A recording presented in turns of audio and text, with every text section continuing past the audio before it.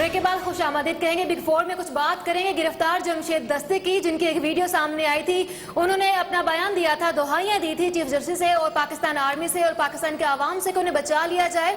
वहाँ जो कैद किया गया है जिस सेल में, उन्हें वहाँ पर बिच्छू हैं और खाने के लिए कुछ नहीं मिलता बल्कि खाने के लिए उन्हें मार मिलती है। उनकी दुहाइयां काम कर गई हैं। चीफ जस्टिस ने एक मेडिकल बोर्ड भी तश्कील दिया और उन्होंने उसका मेडिकल टेस्ट भी करवाया, उसकी रिपोर्ट भी जारी कर दी गई है, जिसमें उनका सीने का टेस्ट भी हुआ और मेडिकल मैदे का टेस्ट भी हुआ, जो कि बिल्कुल क्लियर सामने आए। और सबसे बड़ी बात यह है कि वो सारे के सारे टेस्ट क्लियर हुए हैं। लेकिन हम अगर हकीकी मानों में देखें तो मुल्क भर में शाह से ज्यादा शाह के वफादार पुलिस मुख्तलिफ मुल्जिमों के दरमियान इम्तियाजी सलूक करके जो अपना किरदार पेश कर रही है, उसकी दो मिसालें कौम के सामने हैं और टेलीविजन स्क्रीन पर आप ये दो मिसालें देख रहे हैं। यानी इत्तफाक से दोनों मुल्जिमान का ताल्लुक मुकन्ना से है। एक मुल्जिम का नाम जमशेद दस्ती है जो कि आप कह सकते हैं रुकन कौमी असम्बली है, और साथ ही साथ दूसरे बलूचिस्तान असम्बली के रुकन अब्दुल मजीद खान अचकजई साहब हैं। अचकजई साहब कत्ल के मुल्जिम हैं जिन्होंने एक मासूम जान लेने पर कोई पशेमानी का इजहार नहीं किया। एक गरीब पुलिस वाले की जान उनकी नजर में कोई अहमियत नहीं रखती। पहले पुलिस ने उन्हें पकड़ने से गुरेज किया, फिर मजबूरन जब पकड़ा तो हथकड़ी के बगैर मुल्जिम अकड़ता और मीडिया को बुरा भला कहता अदालत के सामने आया।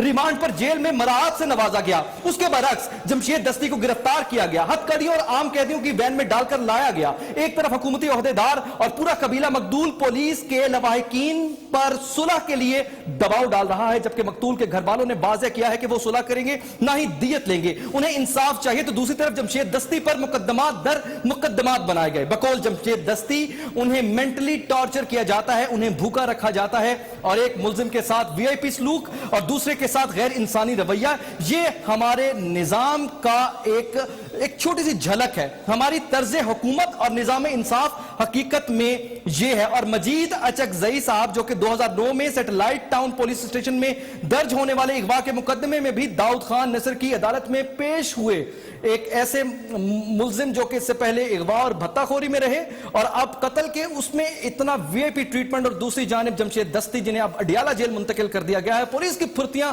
कमाल हैं। अब यहां खास तौर पर सवाल यह है कि कत्ल बड़ा जुर्म है या पानी। अब यह सवाल सबसे बड़ा सवाल है कि कत्ल बड़ा जुर्म है या फिर पानी चोरी करना बड़ा जुर्म है। इंसदाद दहशतगर्दी की दफात के तहत मुकदमा दर्ज किया गया। लेकिन एक अहम तरीन माजी के हवाले से आपको बात बताएंगे कि जो हुकूमत ने जमशेद दस्ती के साथ रवैया रवा रखा है, यह अल्टीमेटली जमशेद दस्ती के फायदे में बात जा रही है। माजी में अगर आपको लेकर जाएं तो एयर मार्शल असरत खान साहब ने अपनी एक जमात बनाई जिसका नाम था तहरीक इस्तकलाल, चूंकि वो अपोजिशन में थी और भुट्टो साहब के मुखालिफ थी। और अब उस मुखालिफत में असगर खान साहब बहुत खुल के बात किया करते थे, तनकीद का निशाना बनाया करते थे। किसी ने भुट्टो साहब को यह मशवरा दिया कि आप असगर खान साहब को क्यों बर्दाश्त करते हैं, तो उनका यह कहना था कि करवा के लीडर बना दो।